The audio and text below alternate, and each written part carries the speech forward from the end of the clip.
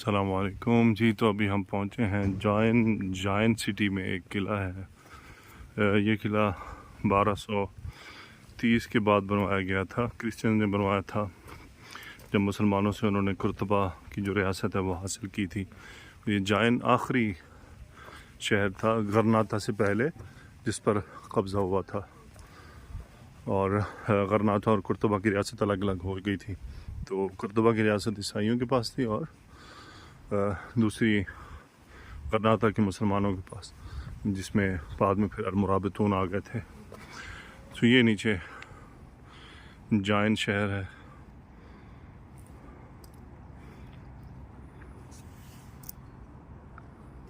किले की main entrance है और ये गालिबन तकरीबन एग्ज़िट होगा।